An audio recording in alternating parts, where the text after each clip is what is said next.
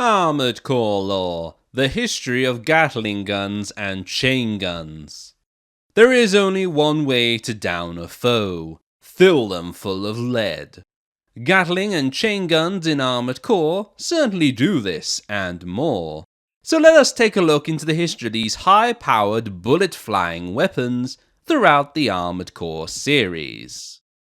Starting in the original Armored Core and all the way to Master of Arena, the one Gatling gun offer is a weapon arms part, the AWGT-2000. These weapon arms are all about firing a stream of bullets at a foe, with the goal of any Raven using them to get a foe in sight and let the bullets fly. That being said, this is not the only way to use them. In fact, a lot of Ravens will use them with reverse joint legs, allowing for hit-and-run style attack. The idea behind this being to circle around a foe firing off shots while having the distance if a quick retreat is needed. The famous bunny hopping technique comes to mind, as hopping while circling a foe was not uncommon. This being said, there are weaknesses to any style of fighting. The famous bunny hopping can lead to a bullet going over a foe rather than hitting them, while circling a foe will sometimes lead to the bullets of the weapon arms to whiz past a foe rather than hit. Of course, there is the tank option, the idea of get as close as you can and hold down the fire button till there is nothing left. But again, there are disadvantages to this, the big one being the tank's speed. Lightweight armored cores do love a slow tank build, as they can simply outspeed the tank and use hit-and-run tactics to chip away at them. Or the more brave ones will try to keep behind the tank armored core, like a monkey on their back. Overall, the GT-2000 are weapon arms that really do what it says on the tin. It's about gunning down a foe as fast as you can, with as many bullets as you can. Granted, not many Raven use these arms, and that was because even being cheap to fire at 62 credits per bullet, this quickly racks up, resulting in ammo costs which will cut into the profits of a Raven. So like other ARM weapons, the GT-2000 was more used in the arena, as ammo costs were not a thing, so a Raven could go wild and pay nothing for doing so. Now to chain guns, or should I say chain gun, as there is only one on offer here from Armored Core 1 to Master of Arena, and that is the WC-CN35. A back-mounted chain gun, which much like the Gatling gun, is all about that fast firing. Strangely, the CN35 is more powerful compared to the GT-2000, with an attack power of 338, compared to the GT-2000's 305. Yet, unlike the Gatling weapon arms, this chain gun found its home more on human plus Raven builds than any other. The reason for this is the need to kneel to use this chain gun.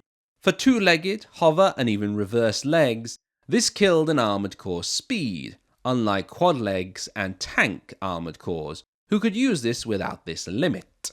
But with human plus, this was not an issue. In fact, a lot leaned into the two-legged, bunny-hopping chain gun user style of circling a foe, while non-human plus users fell into the quad and tank build style of charge in and fire all you can.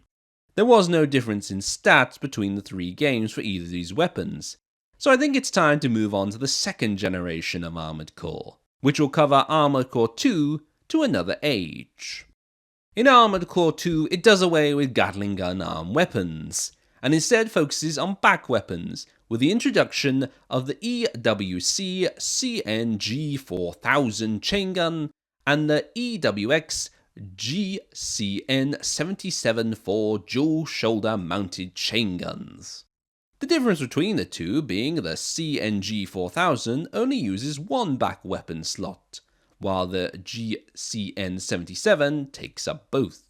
Now, the CNG-4000 may seem like the new and improved version of the GT-2000. However, in truth, it is much closer to the CN-35 from Armored Core 1. It being a fast-firing weapon whose fire rate is more what sells it than its power.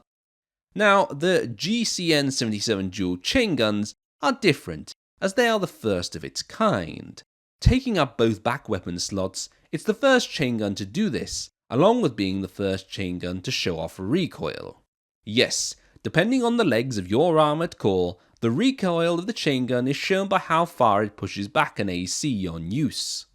To boil it down to the basics, any lightweight legs will be pushed back a lot, medium weight legs are pushed back less, and heavyweight legs simply shuffle from the recoil. The only exception to this recoil pushback is tank legs, which will show no signs of movement. Granted, stability stats of a leg part also seem to play a role later on, as in Armored Core Another Age, the pushback from recoil is less or does not happen to legs that were affected in Armored Core 2. Still, apart from having far too much fun seeing how far an AC could be pushed back by this in my time with the GCN-77, these dual chain guns bring more firepower to the table than the CNG-4000. However, the idea on how to use them is the same. Now, Armored Core Another Age brings back the GCN-77 and the CNG-4000 with some small stat changes. The CNG-4000's reload time was shortened from 6 to 5, its attack power increased from 175 to 210, while its weight decreased from 1080 to 980. While the GNC-77 had its reload time shortened from 8 to 6, its attack power increased from 205 to 240, its weight also decreased from 1756 to 1556. The only new chain gun on offer to a Raven here is the ZWC CN500, a lightweight chain gun. Now don't be fooled into thinking, since it's lightweight, that non-human plus Ravens could now use this without kneeling. No. In fact, all the CN500 did was allow lightweight human plus users to gain even more speed. And that is what makes it special, as its attack power is lower than all the other chain guns on offer. However, it has the fastest reload time between all three, making this the choice of lightweight armored core human plus Ravens, as this would not only give them some rapid firing to chip away at a foe, but it would not wreck their speed either, allowing them to still be fast enough even with a chain gun on their back. Overall, Generation 2 did not really change the idea behind the use of chain guns. So will the third generation change this? No, not really, but chain guns did seem to be cut down, and by that I mean you can only choose one chain gun in Armored Core 3, the CWC CNG-300. This lonely chain gun did not suffer, however, as it got a power boost compared to the ones in Armored Core 2, with an attack power at 328, compared to the 175 attack power of the CNG-4000. Point and pull to kill would not be unfair to say here, as the CNG-300 really does this, and nothing more. I wish I could say more, however the only chain gun in Armored Core 3 really takes the cake. Its firepower and endless bullet spray action really would bring the pain, wherever it went. Maybe Silent Line would put a collar on this untamed beast then. It did not. In fact, the CNG-300 came back in full force, as it was in Armored Core 3. But this time, it got friends. The CNG-500, the CNG-200 lightweight back chain gun, and the DC-150 dual Gatling guns. Now, the CNG-500 is basically the CNG-300, only with more ammo, weighing more, and costing more to use. The other major downside to this gun, however, is it's weaker than the 300, with its attack power at 274 compared to the 328 the 300 offers. We then have the CNG-220, which is almost like the ZWC CN500 found in Armored Core 2. The only differences here are the CNG-200 weighs less, has cheaper ammo cost, and reloads slower than its lookalike in Armored Core 2. Finally, the DC-150, which while it does share some ideas with the GCN-77 dual chain guns from Armored Core 2, it does have its own identity, with its attack power being higher, having a bit more ammo on offer, and being overall lighter than the GCN-77. However, the price of using this dual chain gun is rather high, at 400 credits per shot. It's not a weapon a Raven looking to save credits wants to use. Then again, like many chain guns, they saw more use in arena matches, as Ravens did not need to pay for their ammo. You may see by now that chain and Gatling guns did not evolve much from the second generation to the beginning of the third. And I'm sad to say Nexus to Last Raven did not treat chain/Gatling guns nicely either. For Nexus started to introduce new ideas behind chain guns that some would say limited them, like the new way they fired and needed to reload after a certain amount of rounds. The best example from Nexus is the WB69CG, which has to reload after every 24 shots. What this leads to is quite a long reload time, making that old feeling of pull trigger and kill very much gone. Along with this, chain guns no longer fire in a straight line. Instead, they fire in a circle-like pattern, which seems to make a few shots miss. These changes happened for all chain guns in this later era of the third generation, forcing a more close-range attack style compared to older generations. Chain and Gatling guns also became more focused on causing heat rather than damage. To put names to these new chain guns that were affected, we have the WB72CGL, WBW78C, and the WB03CGH. Now I have talked a lot, so let's quickly move into the fourth generation of Armored Core and see what happened to chain and Gatling guns here. In Armored Core 4, there is only one Gatling gun to talk about, and it's the GAN 01 SSWG, a GA-made chain gun whose new role covers two areas. 1. Breaking down primal armor, and 2. Laying down damage quickly. Doing away with the magazine reloading and circle firing pattern from late Gen 3 games, this chain gun falls back into the old ways where bullets would be fired in a straight line and reloading was not a thing. Still, this return to the old ways would fit well in this new era of Armored Core, as with the introduction of primal armor, Lynx would need to find a way to break down this new armor before they could cause damage. So this is where the chain gun steps in. Being a weapon that not only can break down primal armor quickly, thanks to its high fire rate, chain guns can also shred the armor points of a next if a foe does not find a way out of their bullet storm. Chain guns were the perfect answer to this new shield, and this idea would also carry on to Armored Core Francha, which did increase the number of chain guns and Gatling guns by 4. These being one new arm weapon by the name of the GAN 01 SSWGP, which is a GAN SSWG just with more ammo but less attack power and penetration ability. The remaining 3 are all back-mounted units, these being the R500, which is the go-to for a lot of Ravens due to its fast firing speed and how accurate it is for a chain gun. Then we have the XCG BO50, the famous chain gun used by Fragile. This chain gun, while lacking in attack power, does fit into the new role of what chain guns do in this generation.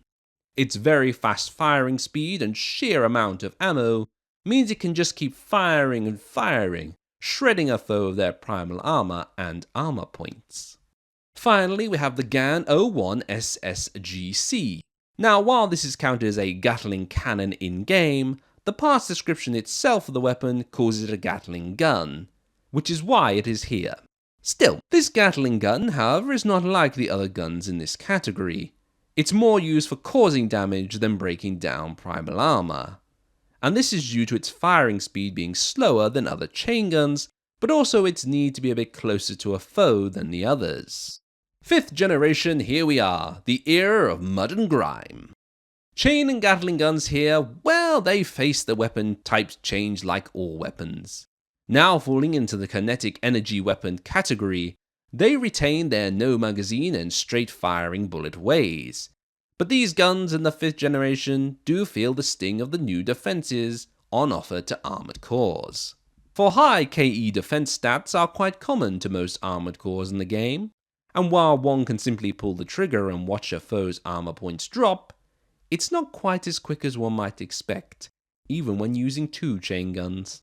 This is the case with many of the chain guns on offer in Armored Core 5, as even the high power ones will find the KE defenses of most enemy armored cores to be quite the roadblock.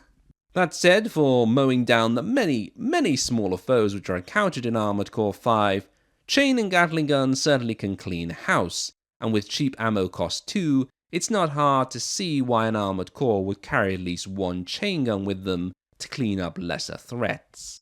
Now, the other problem these types of guns suffered in this generation is the introduction of autocannons, which do act like chain guns with their rate of fire. However, their sheer power outweighs a lot of chain guns, and as others will tell you, these autocannons crack open even the highest KE defensive armored cores.